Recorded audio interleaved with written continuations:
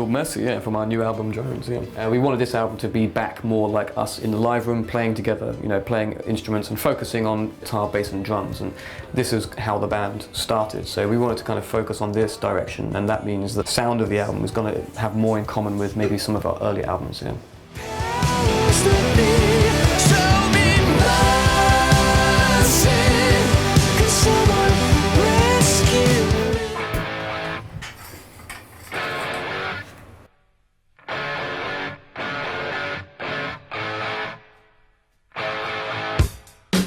AC/DC, Highway to Hell. I think AC/DC they found a formula and they stuck with it throughout their entire career and never really moved away from it, never tried to be anything that they're not. And it's worked unbelievably well for them, you know. I don't think there's many people that can't nod their head to an AC/DC song, you know. Even if you don't like them that much, it's hard not to nod your head when they're playing. And yeah, I love them. I think they're a great band. I think they're great. And obviously the album that we just recorded, we worked with Mutt Lange, who worked with AC/DC. And that was kind of one of the reasons we wanted to work with Mutt Lange, because of albums like that, you know.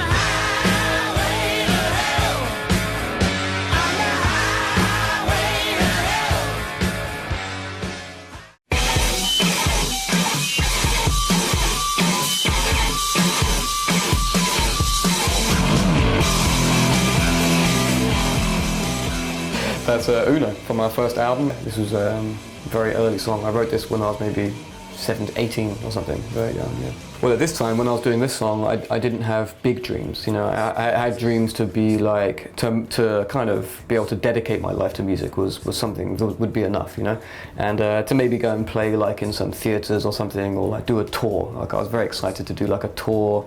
My dream at this time was to do a tour of like university, you know, university halls, you know, old venues.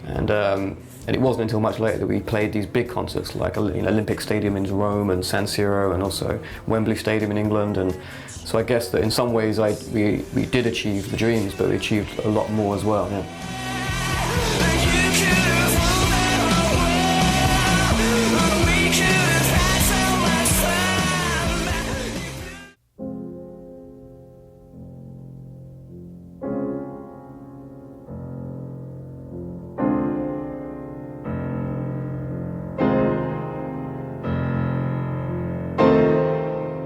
Yeah, Rachmaninoff Piano Concerto No. 2, yeah, the first movement. Love this piece of music. I remember I first heard this in Tokyo actually, and it really affected me, this piece of music. I felt like in a time in my life where I was very sort of confused and lost a little bit, lots of traveling, lots of disconnection from home, and kind of a little bit lost. Having a good time, but partying probably too much. And this piece of music just had a darkness, a dark tone, which I really, really connected to. And it influenced me in many, many ways, yeah. Origin of Symmetry, I'd say, was influenced by this piece of music quite a lot, especially Space Dementia, which is almost a tribute to this, where I started to really want to find a way to incorporate piano into rock, you know.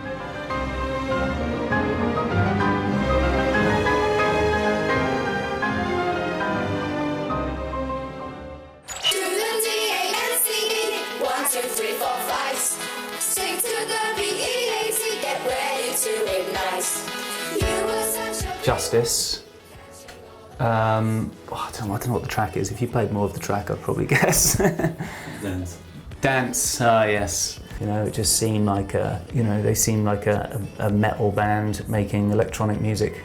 It was that kind of thing. It had a lot of the kind of traits of heavy rock and the power of heavy rock. It seemed, and a distortion and like the kind of attitude of like what you would normally associate with heavy rock, but obviously they're an electronic outfit and presented it in that way with those tools, and I just kind of thought that's just awesome. The Second Law, there was definitely some tracks on that were, you know, pretty influenced by the electronic music we were listening to at the time, probably Justice being one, and I've always wanted Justice to do like a remix of one of our tracks, which I think could be pretty cool. But yeah, I think on that Second Law album we definitely experimented a little bit with electronics, which I think we'll do some more of in the future. I think this last album we didn't do as much because we kind of, all the tracks are very much born out of us just a more kind of organic sound, and us just playing in a room together. So it had a much more kind of organic approach initially and ended up sounding that way. But I think in the future we'll experiment a whole lot more with different sounds and maybe electronic stuff or different instrumentation.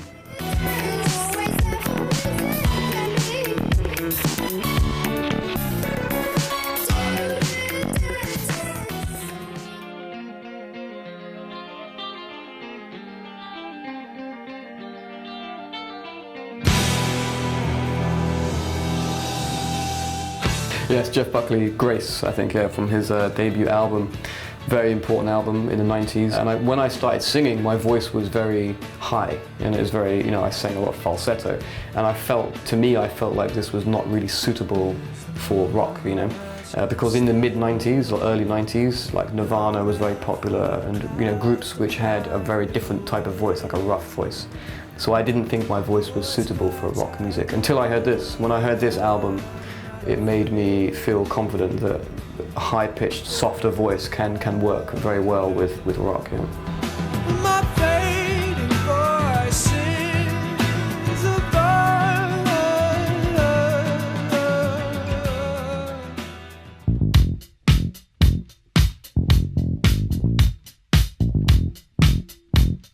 Yes, Another One Bites the Dust, Queen, great track, classic, This band has, again, influenced us in the way of having no fear, having no fear of expressing big things, unusual things, strange emotions which some people maybe would be too embarrassed or too afraid to express. I always loved the diversity, between having a song like this, or a song like Bohemian Rhapsody, or a song like I Want to Break Free. Such really diverse material, very diverse songwriting, and that's something which I think we have always wanted to have the freedom to be like this, the freedom to just express any style of music or any type of song. We never wanted to be something in a narrow genre. And another one gone, and another one gone. Another one bites the dust. Hey, hey, I'm gonna get you too. Another one bites the dust. Good Lord. From my superstitions. Yeah, I know that one. That is Save Me. Yeah, it brings back memories, that one. Yeah, that's obviously a song that I wrote on the last album. I've not heard that for a long time, actually. That's the first time I think I've heard a piece of that song for probably since we recorded it. But I thought that was a nice little song. I was quite proud of that one. I kind of wrote it for my wife, really. I think it was, I went through some difficult times in my, my personal life, and I think that song was written right in the middle of kind of moving between a dark period and a really positive period, but still being stuck in between the two. I definitely had a sense at the time that my life was getting better and there was a lot of positive times to come, but I wasn't really over the worst yet, and I think that song was all about having that person in your life just to kind of hold your hand through the bad times, that's what it was about.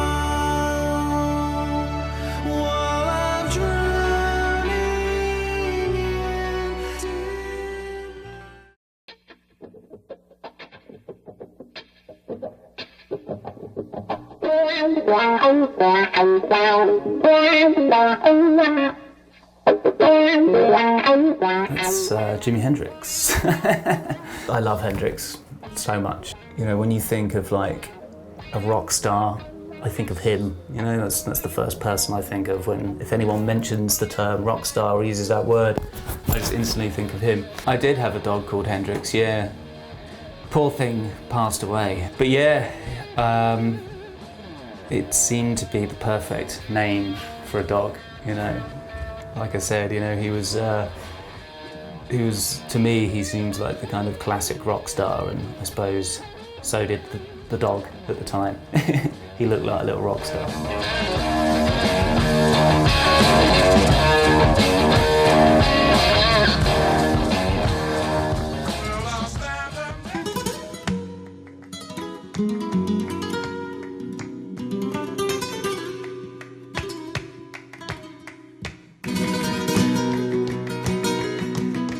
Yeah, Paco de Lucia. Okay, the name's right.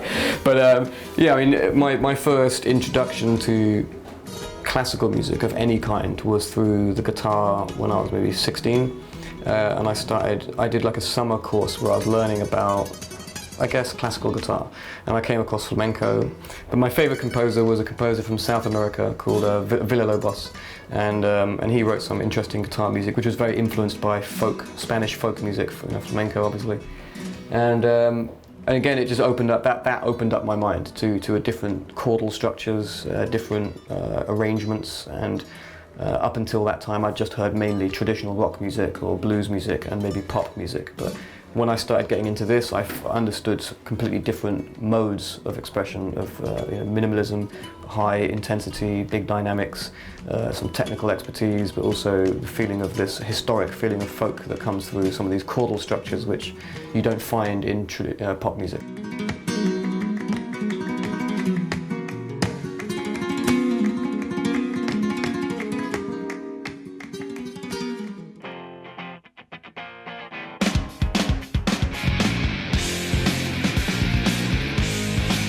Well, yes, that's obviously Smells Like Teen Spirit by Nirvana. I mean, when I hear that, I do hear that track quite a lot, still gets played a lot, particularly when I'm in America, driving around. You know, I listen to the radio quite a lot in my car, mostly. It's like the only place where I listen to radio still, but I hear that track a lot in the US. And it still sounds just fucking brilliant. It's amazing, you know, it's still got such a timeless sound, I think, to that album. You know, you hear it now, it still seems to stand up so well to what else is on the radio.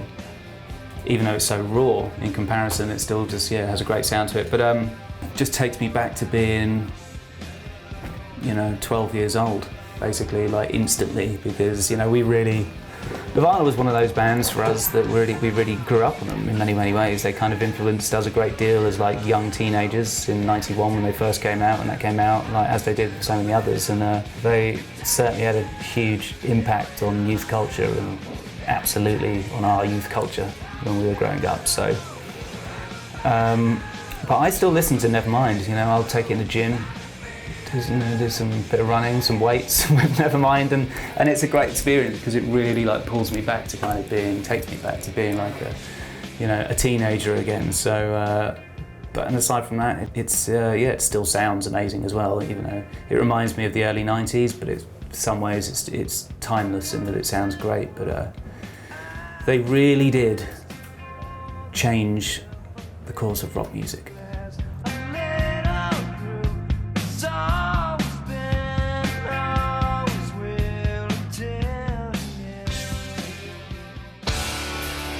Oh yes.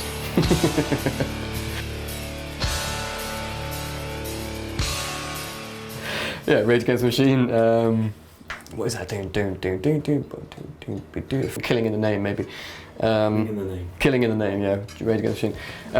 Love it, yeah. I think it's the best band of our generation, which is guitar, bass and drums, Tom Morello's approach to the guitar was completely revolutionary, changed the way people thought about the guitar. And I think their impact was huge. And I think also their political content, their political statements were very powerful, very accurate, and very straight to the point. And to me, probably like maybe my favorite, maybe my top 2 favorite bands of all time. Yeah, my priority has been probably songwriting. And not necessarily concerned about which instruments, but guitar is obviously the first guitar instrument that I learned, and piano a little bit. But on stage, I feel really good playing guitar. I really enjoy. So the guitar makes me want to perform. Makes me want to be on the stage. But when I'm alone, I probably spend equal time on the piano and or just thinking about songwriting or using my own imagination. So. Guitar really, I think, was like a tool that made me feel like I want to be not just a musician and a songwriter, but also I want to be a performer. Killing in the name of. Now you do what they told you. Now you do what they told you. Now you do what they told you.